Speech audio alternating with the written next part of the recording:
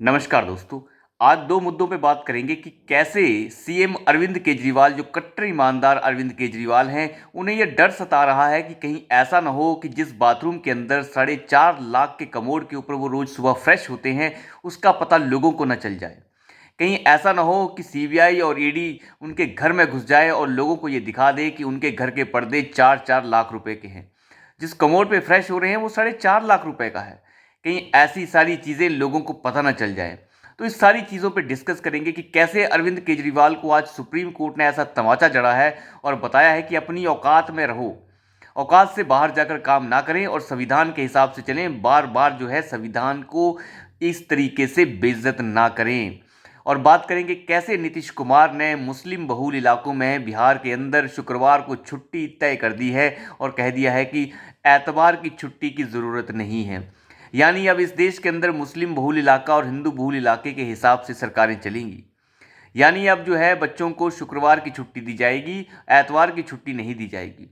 और मुस्लिम बहुल इलाके का क्या मतलब है? अगर कहीं 80 मुसलमान हैं और 20 हिंदू हैं तो वो भी शुक्रवार को छुट्टी रखेंगे।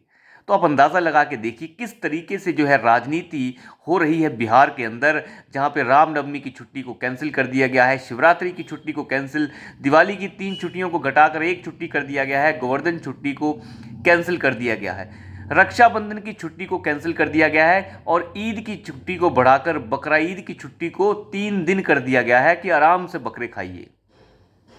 ईद उल जुहा जो है उसकी छुट्टी 3 दिन कर दी गई है। आप अंदाज़ा लगा के देखिए कि किस तरीके का ड्रामा और प्रपंच जो है ये बिहार के अंदर हो रहा है। छुट्टी पे छुट्टी है, कोई ऐसी दिक्कत नहीं है। मुहर्रम के लिए 2 दिन की छुट्टी दे दी गई है। अब अंदाज़ा लगा के देखिए कि बिहार में क्या हो रहा है। तो इन दोनों बातों पे थोड़ा थोड़ा विश्लेषण करेंगे। कल भी हमने इसके ऊपर विश्लेषण किया था, लेकिन जिन बातों को बिहार सरकार ने छुपाया था उन्हें आज उजागर भी करेंगे और देखेंगे कि अरविंद केजरीवाल को यह डर क्यों सता रहा है कि ये सब कुछ लोगों के सामने आ जाएगा। अरविंद केजरीवाल जो हैं वो पहुंचे थे सुप्रीम कोर्ट की नरेश कुमार जो दिल्ली के चीफ सेक्रेटरी हैं उन्हें हटा दिया जाए। वो रिटायर हो रहे हैं और इसके बाद जो है किसी नए आदमी को लगा दिया जाए।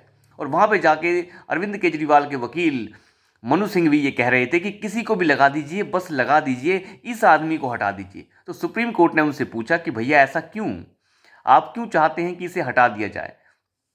वो अपना काम कर रहे हैं, उससे आपका क्या लेना देना है? और इसे हटाने और ना हटाने का काम जो है वो केंद्र सरकार का है, वो उस हिसाब से देखेगी। उन्हें एक्सटेंशन देने का अधिकार भी उनके पास है। तो मनु सिंह भी कहने लग गए कि चीफ सेक्रेटरी को एक्सटेंड करने का अधिकार सिर्फ राज्य सरकारों के पास होता है।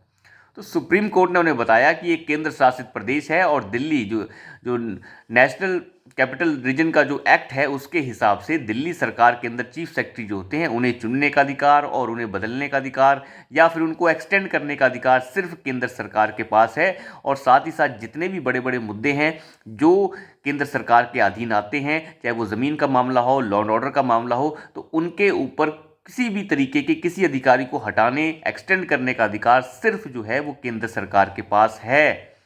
लेकिन ये अरविंद केजरीवाल जो प्रपंच रचने गया था वो सब बकवास हवा हो गया। अरविंद केजरीवाल को यह डर लग रहा है कि नरेश कुमार जिस तरीके से जांच बिठाए हुए हैं, जिस तरीके से जांच घोटालों में हो रही है वो बहुत तेज़ी से हो रही है।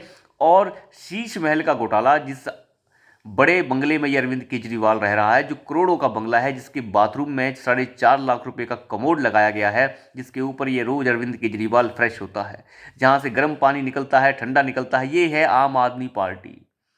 तो इस तरीके जो प्रपंच और जो बड़े दो तरीके के अंदर किचन बनाए गए हैं, साथ ही साथ बड़े बड़े पर्दे लगाए गए हैं जिनकी कीमत ही 5-5, 4-4 लाख रुपए है, तो उनका भेद ना खुल जाए, अरविंद केजरीवाल को अब दिखने लगा है। अरविंद केजरीवाल जो जेल से सरकार चलाने के प्रपंच रचता है और कहता है कि जेल से सरकार चलाई जा सकती है। आप अंदाज़ा लगा के देखिए क्या जेल से सरकारें चलेंगी अब? लेकिन अरविंद केजरीवाल तो खास करते हैं, वो कुछ भी कर सकते हैं। वो कहते हैं कि कहाँ लिखा है कि जेल से सरकार नहीं चल सकती? क्या ऐसा नटवर लाल और दलाल आपने कहीं देखा है? अब अंदाज़ा लगा के देखिए किस तरीके की दलाली जो है अरविंद केजरीवाल कर रहे हैं। ये जो है बिल्कुल आप कह सकते हैं भ्रष्टाचार और दलाली की पराकाष्ठा है कि एक इंसान इतनी हद तक गुजर सकता है। एक मुद्दा और है, वो है बिहार सरकार का। तो बिहार सरकार में क्या चल रहा है? बिहार सरकार एक दिन पहले बच्चों के छुट्टियों का कैलेंडर जारी करती है और कहती है कि रामनवमी की छुट्टी खत्म हो गई, कृष्ण जन्मदिन की छुट्टी खत्म हो गई, शिवरात्रि की छुट्टी खत्म कर दी गई, उसके बाद दिवाली की एक छुट्टी होगी, रक्षाबंधन की कोई छुट्टी नहीं होगी, गोवर्धन पूजा की कोई छुट्टी नहीं होगी। तो इस तरीके का प्रपंच जो है बिहार में देखने को मिला। फिर ये कह दिया गया कि हर मुस्लिम बहुल इलाके में शुक्रवार की छुट्टी रहेगी, रविवार को कोई छुट्टी नहीं होगी। आप अंदाज़ा लगाइए, इस देश में मुस्लिम बहुल इलाका बोल के अब राजनीति हो रही है। तो ये क्या देश पाकिस्तान बनने की राह पर है? तो हम इसे पाकिस्तान भी कह सकते हैं, कोई बड़ी दो राय नहीं है। पाकिस्तान भी वही मुल्क था जिसमें मुल्ला मौलानाओं ने ये मांग की थी कि हमें एक अलग मुल्क चाहिए, और जिन्होंने मांग की थी वो यहीं पे बैठे रह गए और दूसरे लोग वहाँ चले गए। जिन्होंने मांग की केरल से लेके तमिलनाडु से लेके उत्तर प्रदेश और हैदराबाद तक के मुल्ला मौलानाओं ने, वो यहीं पे रह गए, वो गए ही नहीं, क्योंकि उन्हें पता था कि वहाँ जाकर कुछ नहीं मिलेगा, भूखे नंगे सोना पड़ेगा। तो ये हमारे टैक्स का पैसा खाने वाले ये लोग अब भूखे नंगे तो नहीं हैं, लेकिन अपना जो प्रपंच है वो राजनीति के अंदर किस तरीके से इन्होंने फैला दिया है कि राजनेता इन्हें खुश करने की कोशिश कर रहे हैं। लेकिन या क्या ये इस तरीके की राजनीति के हमारे बच्चों के लिए सही है? तो बात यह है कि भारतीय जनता पार्टी जो वहाँ का बहुत बड़ा विपक्ष है फिलहाल, वो वैसे तो देखने के लिए ही विपक्ष है, ट्विटर से लेके और फेसबुक तक तो ये बहुत बढ़िया विपक्ष है, लेकिन उससे आगे जो है भारतीय जनता पार्टी के विपक्ष के पास बिहार में कुछ खास है नहीं। वो सब कुछ जो है खत्म वाली बात है, बाकी कुछ नहीं है। लेकिन लोग क्या करेंगे, राजनीति पार्टियां क्या करेंगी, ये अपनी जगह पे है, लेकिन इस स्तर तक गिर जाना किसी राजनेता के लिए बड़ी गलत बात है कि अब छुट्टियों को इस तरीके से विभाजित कर रहे हैं और एक मुसलमान जो कौम है उसे खुश करने के लिए आप छिछोरी बातें कर रहे हैं, और बेशरम मुसलमान उसे देखकर खुश हो रहा है कि वाह क्या बात है। उन्हें पता ही नहीं है कि उन्हें जो है किस तरीके से रोटियां फेंकी जा रही हैं कुत्तों की तरह, और उसके ऊपर झपटा जाए। आप अंदाज़ा लगा के देखिए, क्या कोई कौम इस चीज़ को स्वीकार करेगी? आप अंदाज़ा लगा के देखिए, मोहम्मद साहब के जन्मदिन की छुट्टी मिल रही है और ये कौम मुंह ताक रही है, ये नहीं कह रही कि हमें नहीं चाहिए। मोहम्मद साहब के जन्मदिन की छुट्टी तो पाकिस्तान में भी नहीं होती जो अपने आप को बहुत बड़ा शहंशाह समझता है इस्लाम कौम का, सऊदी अरेबिया में नहीं होती, ओमान में नहीं होती, कहीं नहीं होती, क्योंकि ये कोई कंसेप्ट ही नहीं है। लेकिन यहाँ है, यहाँ नीतीश कुमार के लिए बहुत बड़ा कंसेप्ट है। एक और बात कर लेते हैं अब, वो है कि कैसे कपिल सिब्बल को सुप्रीम कोर्ट की बेला त्रिवेदी के बेंच ने ऐसी फटकार लगाई है कि अगर तुम्हें आना नहीं होता तो ड्रामा क्यों करते हो। ये कपिल सिब्बल को पहुंचना था आज उमर खालिद की पेशी के लिए, और वहां पर आकर जिरह करनी थी और उमर खालिद को बेल दिलानी थी, लेकिन ये कपिल सिब्बल फिर नहीं पहुंचा। पहले भी नहीं पहुंचा था, इस बार भी नहीं पहुंचा। आखिर क्या वजह है कि कपिल सिब्बल उमर खालिद की कोई जिरह नहीं करना चाहते? ऐसी क्या वजह है कि बार बार जो कपिल सिब्बल हैं वो उमर खालिद की जिरह से बच रहे हैं?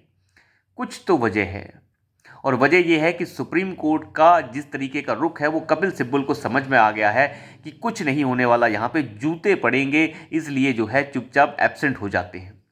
उमर खालिद जो पिछले लगभग 3 साढ़े 3 साल से जेल के अंदर सड़ रहा है, उसके साथ में रहने वाले कन्हैया कुमार और ये शैला रशीद जैसे लोग ये पॉलिटिकल पार्टियों में चले गए, इन्होंने पार्टियां ज्वाइन कर ली, एक ने सीपीएम ज्वाइन कर ली, उसके बाद वो छोड़ दी, फिर कांग्रेस में चला गया, फिर चुनाव लड़ने लग गया। ये कन्हैया कुमार जो अपने आप को पता नहीं कितना सेकुलर बताता है, लेकिन ये एक नंबर के दलाल हैं। अब पार्टियां छोड़ दी उसके बाद जो है कभी सरकार की शैला रशीद जैसे लोग जो है तारीफ करने लग जाते हैं। तारीफ कुछ नहीं, नौकरी पाने के लिए सारे के सारे काम हो रहे हैं। खबर तो अंदर से यही है कि नौकरी पाने के लिए शैला रशीद जो है ड्रामे कर रही है। लेकिन आप बात देखिए कि ये जो सड़ रहा है 3.5 साल से अंदर जेल के अंदर, जो कहता है भारत तेरे टुकड़े होंगे इंशाअल्लाह, अल्लाह का नाम भारत के टुकड़ों के साथ भी जोड़ दिया। अब बताइए किस तरीके के ये लोग हैं। अब इनकी मंशा देखिए आप, दिल्ली दंगों और शाहीन बाग की साजिश में ये सारा का सारा संलिप्त रहने वाले लोग जेल में सड़ रहे हैं यूएपीए की धाराओं में, और इनके लिए ये रवीश पांडे, ये जो रवीश कुमार साहब हैं, ये प्रेस कॉन्फ्रेंस करते हैं। प्रेस क्लब ऑफ इंडिया में अभी 4 महीने पहले ही इस रवीश कुमार ने प्रेस कॉन्फ्रेंस की थी उमर खालिद के बाप के साथ, कि 1000 दिनों से हमारा उमर खालिद जो भाई है वो जेल के अंदर बंद है। अरे भैया रवीश कुमार, जेल में तो लाखों लोग बंद हैं, तुम उनके लिए क्यों नहीं खड़े हो जाते? तुम उसके लिए खड़े हो जो यूएपीए की धाराओं में बंद है। तो वो क्या सरकार ने बंद किया है? उसे कोर्ट ने बंद कर रखा है। और जब तुम्हें उसे बेल ही दिलानी है तो फिर कपिल सिब्बल जैसा तुम्हारा ये दलाल वहां जाकर पेश क्यों नहीं होता? पेश होने में क्या दिक्कत है? 2 बार 3 बार ये पेश नहीं हुआ और अब सुप्रीम कोर्ट ने आखिरकार ये कह दिया कि हम इसकी सुनवाई अब जनवरी में करेंगे। आपने तो हद कर दी है। गुस्से में था सुप्रीम कोर्ट कि आप बार-बार पेश ना होके क्या साबित करना चाहते हैं? या तो इसे हटाइए यहाँ से। तो क्या वजह है कि कपिल सिब्बल पेश नहीं हो रहे? क्योंकि कपिल सिब्बल ये भांप गया है कि इसके ऊपर कुछ नहीं होने वाला और ऐसे जूते चप्पल सुप्रीम कोर्ट चलाएगा कि मेरी और फजीयत होगी। इसलिए कपिल सिब्बल बचने की फिराक में है। तो अभी के लिए इतना ही। धन्यवाद।